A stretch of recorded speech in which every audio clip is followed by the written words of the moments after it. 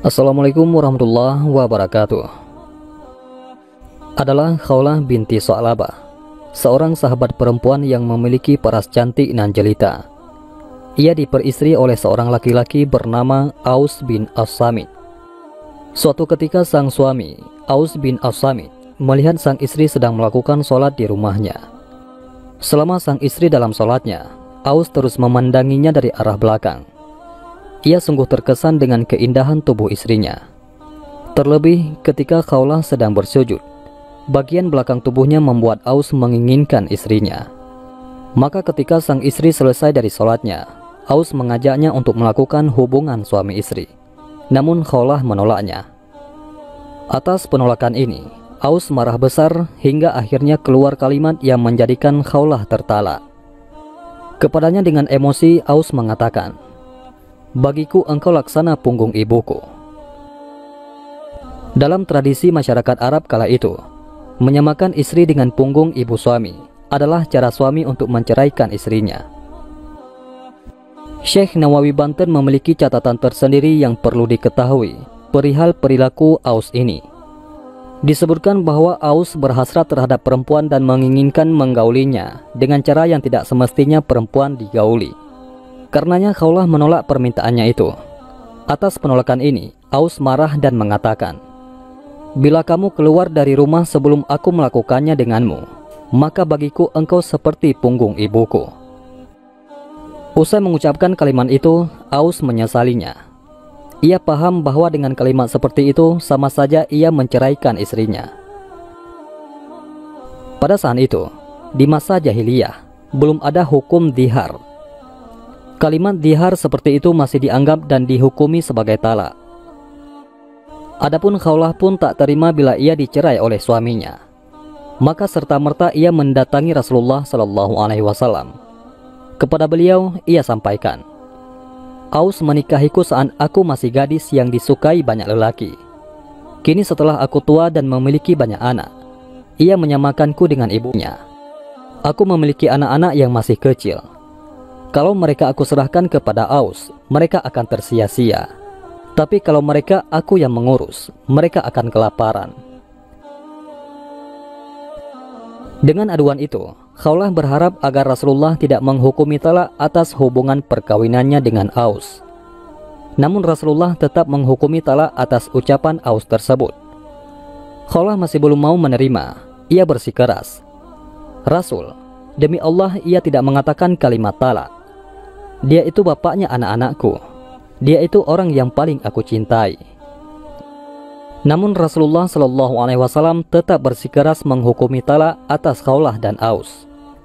"Engkau haram baginya," kata beliau SAW. Khawlah tetap tidak mau terima. Terjadilah perdebatan di antara keduanya. Khawlah bersikeras untuk tidak mau dihukumi talak, sementara Rasulullah tetap dengan pendiriannya.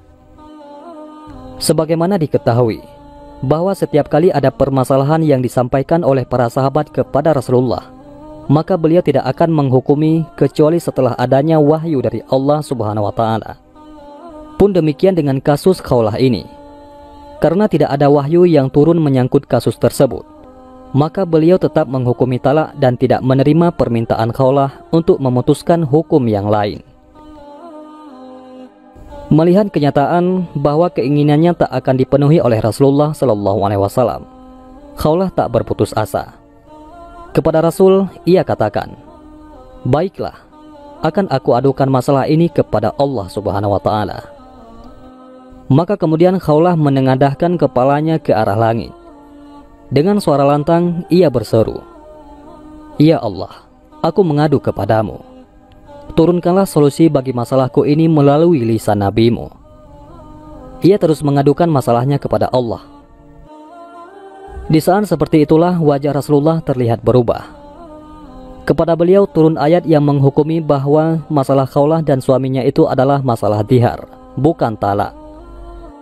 Seorang suami yang mendihar istrinya dan berkeinginan untuk mencabut ucapannya itu, maka ia tidak boleh menggauli istrinya kecuali setelah memerdekakan seorang budak. Bila tidak mampu memerdekakan budak, maka berpuasa selama 2 bulan berturut-turut. Dan bila tidak mampu, maka memberi makan kepada 60 orang miskin.